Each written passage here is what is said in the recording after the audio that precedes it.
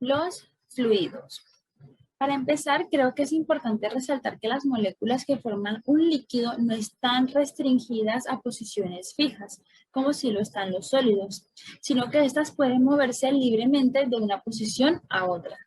Mientras que un sólido conserva una forma determinada, un líquido toma la forma del recipiente que la contiene.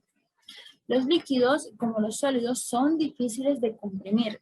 Los gases, como veremos más adelante, se comprimen con mayor facilidad.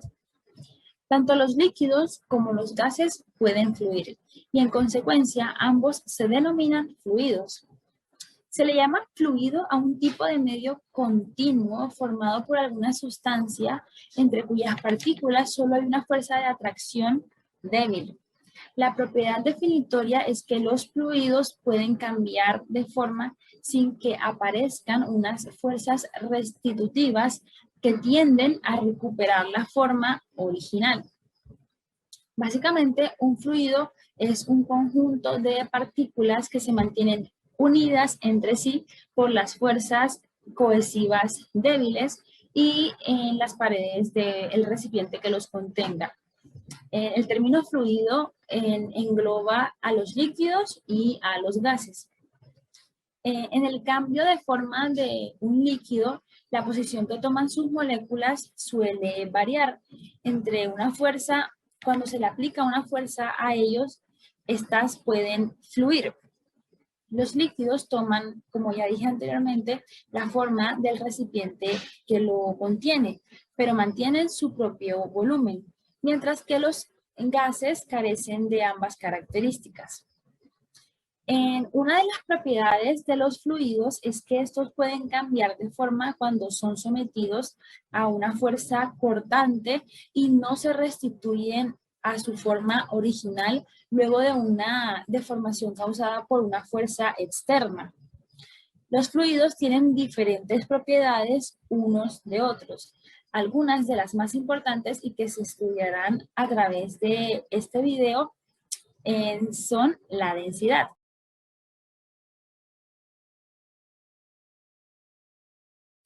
La densidad se define en términos generales como la relación entre la masa y el volumen de un cuerpo.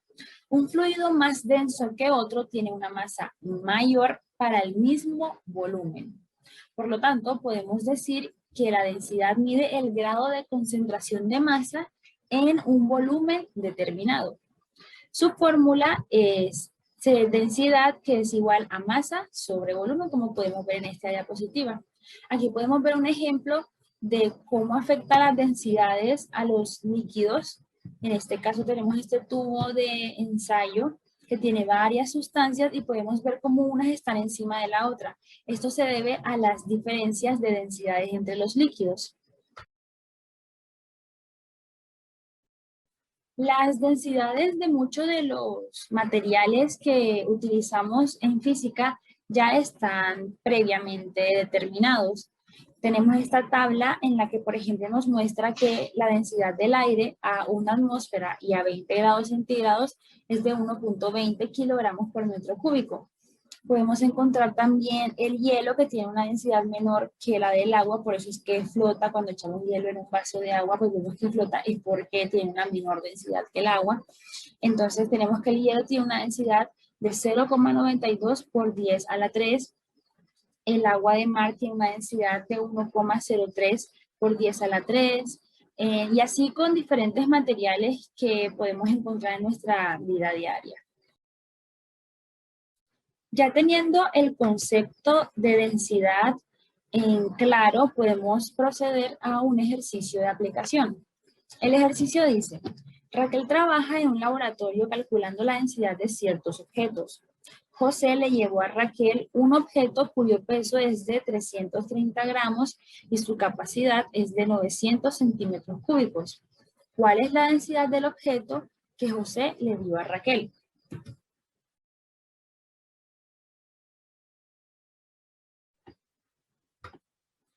Para esto utilizamos los conceptos previamente dichos. Sabemos que la densidad de un objeto, de un material, es igual a la masa entre su volumen. Esta relación es la que determina la densidad. Tenemos que la masa es igual a 0,33 kilogramos, haciendo la respectiva conversión de gramos a kilogramos, y que su volumen es de 990 metros cúbicos. Realizando este cociente, esta división, obtenemos que la densidad es igual a 3,66 por 10 a la menos 4 kilogramos por metro cúbico. Por lo tanto, la densidad bajo estas condiciones es de un valor de 3,66 por 10 a la menos 4 kilogramos sobre metros cúbicos. Así se puede hallar la densidad en esta clase de problemas. Tenemos también la densidad relativa, que resulta ser la relación entre la densidad de una sustancia y la densidad de una sustancia de referencia, que generalmente se toma como la densidad del agua. Es una cantidad que no tiene dimensiones, puesto que al momento de realizar el cociente, las unidades se cancelan o se eliminan. Cuando decimos que un cuerpo tiene una densidad de, por ejemplo, 5, lo que realmente significa es que tiene una densidad 5 veces mayor que la del agua. La densidad del agua a una atmósfera y a temperatura de unos 25 grados centígrados resulta ser de 1 gramo por centímetro cúbico. Y a 4 grados centígrados es donde alcanza su máxima densidad, que es de 1,03 gramos sobre centímetros cúbicos. El hielo o agua en estado sólido tiene una densidad menor que la presentada por el agua en estado líquido. En la del agua en estado líquido tiene una densidad de aproximadamente en 0,97 gramos por centímetro cúbico. Esta propiedad explica por qué el hielo flota cuando lo echamos en un vaso con agua. Para poder calcular la densidad relativa de una sustancia, dividimos la densidad de esta sustancia entre la densidad de referencia, que como ya mencioné anteriormente, se suele utilizar la densidad del agua.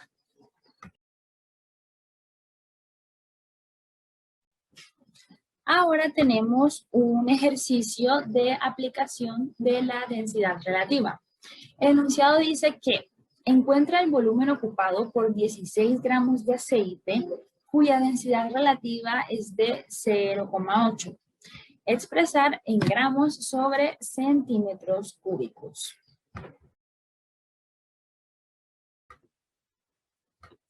Para la solución de este ejercicio, ya teniendo en cuenta la información que tenemos sobre la densidad relativa, una vez se conoce la densidad relativa, la absoluta de esta sustancia, que en este caso es el aceite, se halla multiplicando este valor por la densidad del agua.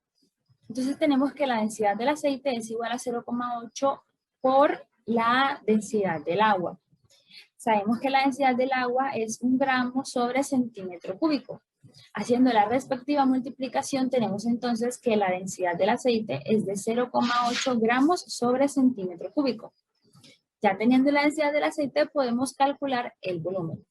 Para hallar el volumen, dividimos la masa entre la densidad de la sustancia, que en este caso es el aceite. La masa nos la da el enunciado y es de 16 gramos.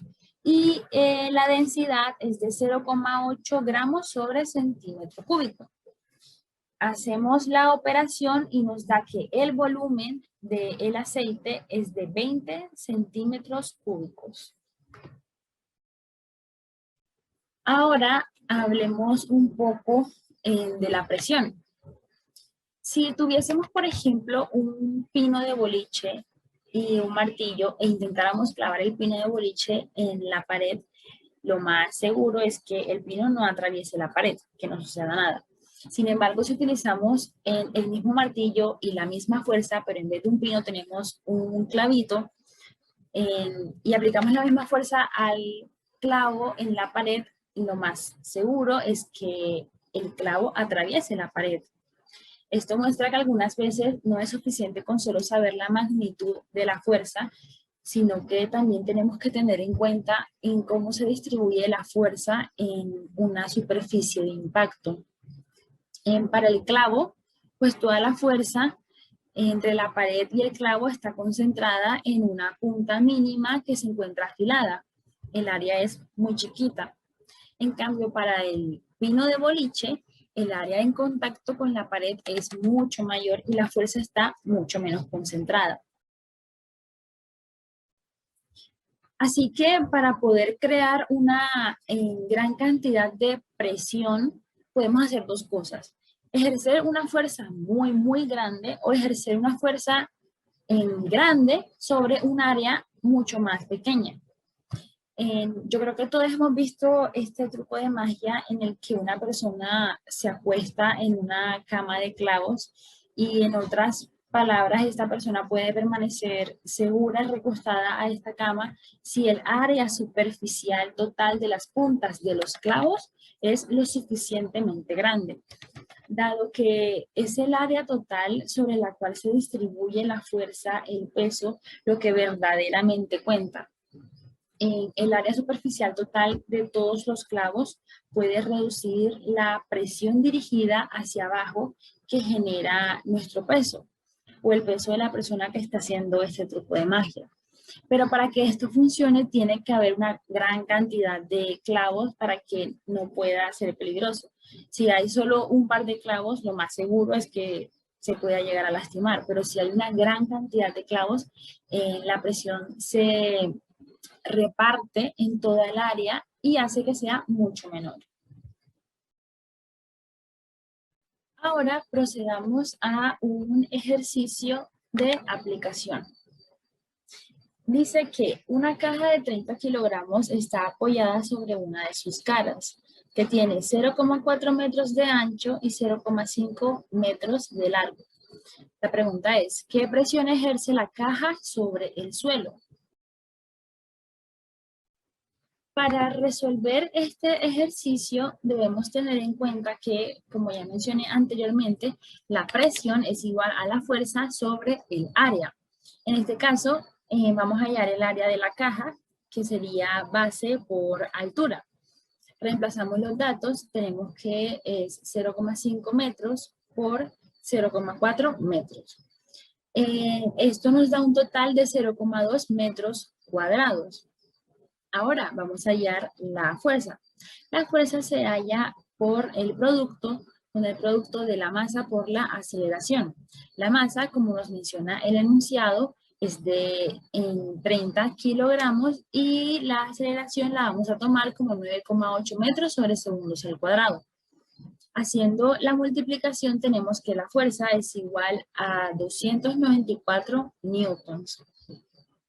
Ahora que ya tenemos los dos datos que nos hacían falta, podemos reemplazar en la fórmula de la presión. Tendríamos entonces que 294 newtons sobre 0,2 metros cuadrados, que es el área, es igual a 1470 pascales. Esta es la presión ejercida por la caja hacia el suelo. Presión de un fluido. Una superficie sólida puede ejercer presión. Un objeto sólido ejerce una presión. Pero los fluidos, es decir, los líquidos y los gases, también ejercen una presión. Esto puede parecer extraño porque de pronto imaginarnos clavar un tornillo con un líquido puede ser difícil de imaginar, pero para poder hacer que esto tenga sentido, imaginemos que estamos sumergiéndonos en agua a una cierta profundidad. El agua sobre ti te empujaría hacia abajo debido a la fuerza de la gravedad y entonces ejercería una presión sobre ti. Y a medida que nos vamos sumergiendo, habrá más agua sobre nosotros y por lo tanto el peso y la presión del agua también aumentarían. No solo el peso de los líquidos puede ejercer una presión, también el peso de los gases ejerce una presión. Por ejemplo, el peso del aire en nuestra atmósfera es sustancial y nos encontramos casi al fondo de ella. La presión que ejerce el peso de la atmósfera sobre nuestro cuerpo es increíblemente grande, pero la razón por la cual no lo notamos es porque la presión atmosférica siempre está ahí, desde que nacemos hasta que morimos. Solo notamos un cambio en la presión arriba, una presión mayor o menor de la presión atmosférica normal cuando, por ejemplo, volamos en un avión o nos sumergimos en una piscina.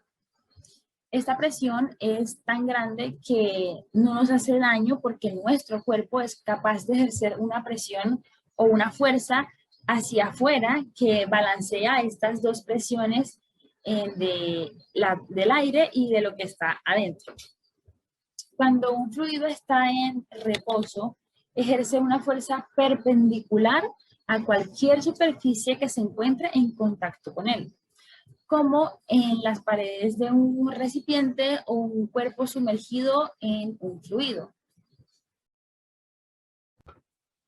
Esta presión depende de la densidad del líquido en cuestión y de la altura del líquido con referencia al punto del cual se decida medir.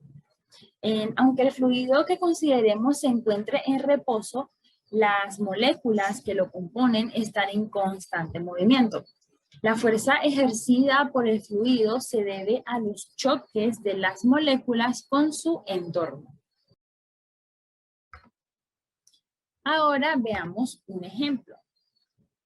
Si la altura del agua dentro de una bañera es de 0,25 metros y el tapón de la misma tiene un radio de 0,02 metros, calcular A, la superficie del tapón, B, la presión que soporta el tapón y C, la fuerza mínima que hay que ejercer para quitar el tapón.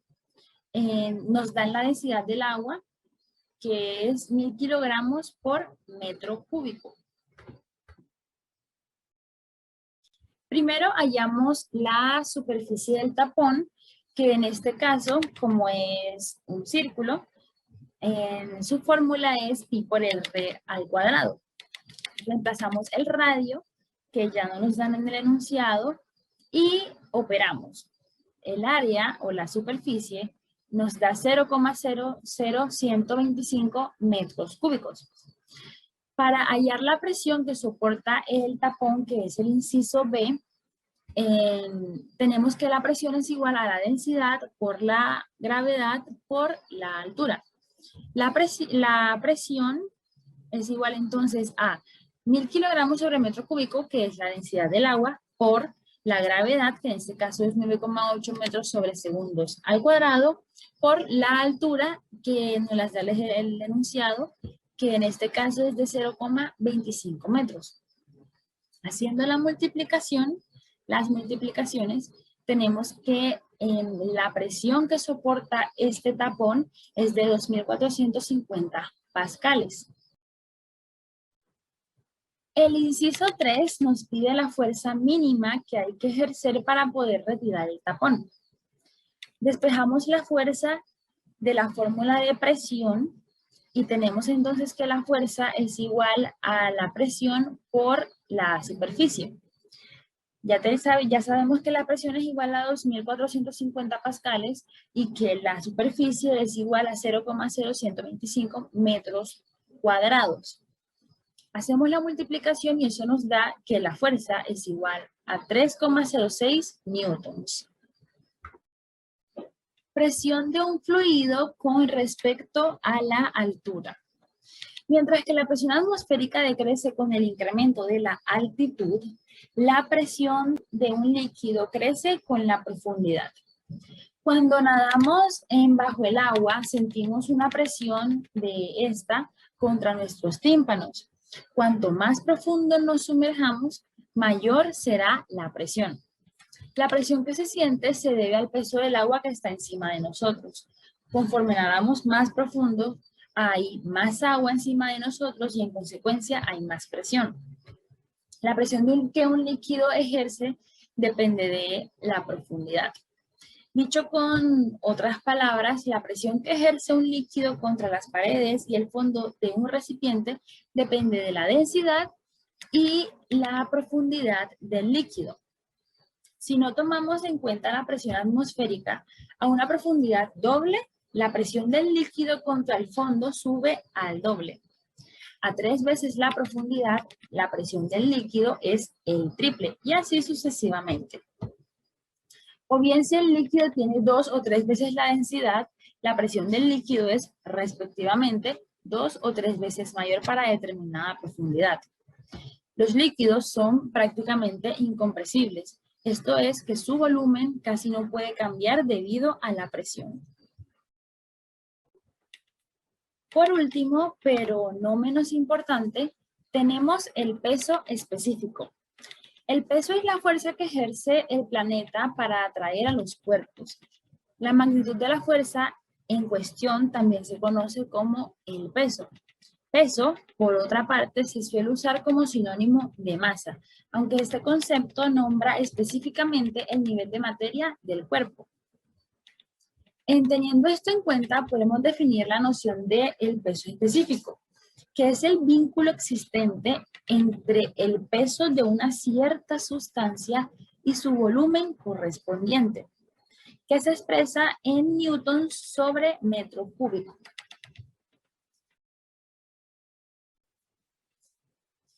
El peso específico, por lo tanto, es el peso de una sustancia por su unidad de volumen. La densidad, por otra parte, se refiere a la masa de una sustancia por unidad de volumen y se obtiene a través de la división de una masa conocida del material en cuestión por su volumen. Si tomamos el caso, por ejemplo, del agua congelada, tenemos en cuenta que su peso específico es de 9.170 newtons sobre metro cúbico, mientras que su densidad es de 0,917 kilogramos sobre metro cúbico. Si bien la densidad y el peso específico son conceptos diferentes, tienen una estrecha relación entre sí. Por ejemplo, si tomamos la fórmula del peso de un cuerpo, que es igual a la masa por la gravedad, y la usamos para sustituir la variable P en la fórmula de peso específico, tenemos entonces que peso específico es igual a la masa por la gravedad sobre el volumen. Esto también se puede expresar como el peso específico siendo igual a la masa sobre el volumen por la gravedad. Y dado que la densidad es la masa sobre el volumen, puede concluirse que el peso específico es igual a la densidad multiplicada por la aceleración de la gravedad. Tenemos entonces que el peso específico puede ser igual al peso sobre el volumen o a la densidad por la gravedad. Tenemos aquí un ejemplo. 0,5 kilogramos de alcohol etílico ocupan un volumen de 0,000544 metros cúbicos. Nos piden calcular la densidad del alcohol etílico y su peso específico. Para hallar la densidad, dividimos 0,5 kilogramos, que es la masa, entre 0,000544 metros cúbicos, que es su volumen. Esto nos da 919,1 kilogramos sobre metro cúbico. Ahora, para hallar su peso específico, tenemos que multiplicar su densidad por la aceleración. La densidad es igual a 919,1 kilogramos sobre metro cúbico y la aceleración es 9,8 metros sobre segundo al cuadrado. Haciendo la multiplicación, tenemos que el peso específico del alcohol etílico es de 9.007,35 newtons sobre metro cúbico.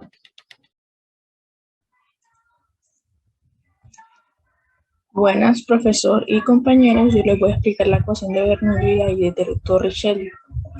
Mi compañera es Estefanía Arevalo y mi persona Ana Gabriela Castillo. En mecánica de fluidos voy a explicar el teorema o principio de Bernoulli. Daniel Bernoulli es de los Países Bajos que en 1738 en su libro Hidrodinámica sustentó su principio y en qué consiste, donde advertía sobre el estudio teórico y práctico del equilibrio, la presión y la rapidez en los fluidos. De allí deduce el principio de Bernoulli, un concepto que expresa que a medida que aumenta la velocidad del fluido, su presión disminuye. Con esta ley de la conservación de la energía se cumple cuando los líquidos están en movimiento.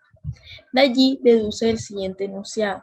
En un líquido ideal cuyo flujo es estacionario, la suma de aquellas energías como la cinética, la potencial y la presión o energía de flujo que pasa por cierto líquido en un punto es igual a la suma de estas energías en otro punto cualquiera. Tenemos una sección de tubo donde hay diferentes cambios, un cambio de altura y un cambio de diámetro. Entonces, una masa de fluido que ingresa por la parte de abajo de la sección de tubo, esta masa tiene una altura que llamaremos Y1, tiene una velocidad que llamaremos velocidad 1 y un área 1 y se le ejerce una fuerza 1. Entonces, como tenemos un área y una fuerza, existe una presión 1. Pero en realidad esta masa de fluido la podemos ver como un cilindro que tiene una altura que llamaremos delta de X1 en esta porción de masa. Todas estas magnitudes que hemos determinado en la parte inicial de la sección de tubo que llamamos 1, también en la sección 2 existen. Tenemos una altura Y2, un área 2, una velocidad de salida 2, una fuerza que se le ejerce 2 y una presión 2. Tenemos delta de X2 que es diferente a delta de X1 porque el área cambia pero su masa es igual. Entonces, para sustentar el teorema de Bernoulli, comenzamos con el trabajo ejercido por la fuerza 1 más la energía cinética 1, porque va a una velocidad, más la potencial gravitacional porque tiene una altura. Y eso es igual al trabajo que ejerce la fuerza. O sea, en el punto 2 más la energía cinética 2 porque tiene una velocidad 2, más la energía potencial gravitacional 2 porque tiene una altura 2 diferente a la altura 1. A partir de este equilibrio de energías, que la energía en el punto 1 tiene que ser igual a la energía en el punto 2, si no hay pérdidas de energía por fricción, vamos a asumir un fluido ideal. Entonces, el trabajo es igual a la fuerza por el desplazamiento. Entonces, llamaremos fuerza 1 por delta de X1, que es el desplazamiento. La energía cinética es igual a un medio de la masa por la velocidad al cuadrado, en este caso por la velocidad 1. La energía potencial es igual a la masa por la gravedad por la altura, que en este caso sería Q1. Y esto es igual a lo mismo, pero en la sección 2. Estratégicamente, para poder llegar a la ecuación de Bernoulli, vamos a dividir todo entre el volumen, ya que la masa que entra es la misma masa que sale, entonces tendríamos el mismo volumen. Como sabemos que presión es fuerza por área, entonces fuerza sería igual a presión por área. Entonces se reemplaza y como tenemos una masa de fluido, sería un cilindro y el volumen de un cilindro es la área de la base por la altura, que en este caso sería A1 por delta de X1. Ya que tenemos masa sobre volumen, entonces masa sobre volumen es igual a densidad. En estos casos se cambia por densidad. Y pasa lo mismo en la sección 2. Esto se cancela con lo de abajo y así podemos llegar a la ecuación de Bernoulli, que nos dice que la relación es que la presión 1 más un medio de la densidad por la velocidad al cuadrado 1 más la densidad por la gravedad y la altura 1 es igual, todo eso es igual en el punto 2. Les voy a explicar la aplicación de la ecuación de Bernoulli en el ala de un avión. Tenemos un avión que navega en un fluido, que en este caso sería el aire, y la velocidad relativa del avión con respecto al aire hace que el aire viaje en dirección contraria al avión. Entonces hay una fuerza que ejerce el aire contraria hacia donde viaja el avión. Hay una fuerza que contrarresta esa fuerza de aire, que vendría siendo el empuje que ejercen las turbinas del avión por tercera ley de Newton. Aparece la fuerza peso, que es la fuerza que le hace la Tierra hacia el avión hacia abajo. Si solo existieran esas tres fuerzas, el avión caería. Entonces, ¿cómo hacen los aviones? ¿Qué le aprendieron a las aves para no caer? Hay una fuerza de sustentación y esa fuerza es la que le voy a aplicar o sustentar a través del principio de Bernoulli. El secreto está en el corte de las alas que le aprendimos a las aves. Cuando ella se va moviendo en esta dirección, entonces hay un aire que pasa por encima.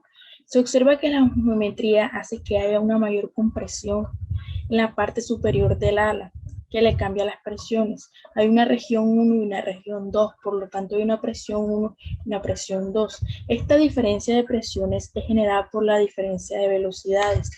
El aire que pasa por encima del ala por su geometría tiene mayor velocidad que el aire que pasa por debajo del ala, debido a la manera que se ha comprimido el flujo laminar. Entonces, como la velocidad 1 es mayor que la velocidad 2, trabajemos entonces en el teorema de Bernoulli. Tenemos el teorema de Bernoulli, hacemos operaciones algebraicas, pasamos este término para acá y este término para acá, como podemos observar. Sacamos factor común de las densidades, de la densidad por la gravedad en este caso, y nos queda así. Entonces, como tenemos y2 menos y1, y eso es igual a delta de y, y eso lo vamos a despreciar ese delta de y, lo vamos a asumir como 0 para poder observar bien el efecto Bernoulli, no debido al espesor del ala, sino a la diferencia de velocidades generada por ella. Entonces, la ecuación nos quedaría así, sabiendo que delta de y es 0. Entonces, la presión 2 es igual a la presión 1 más algo. Y si ese es algo es positivo porque la velocidad 1 es mayor que la velocidad 2, entonces esa presión 1 es menor que la presión 2.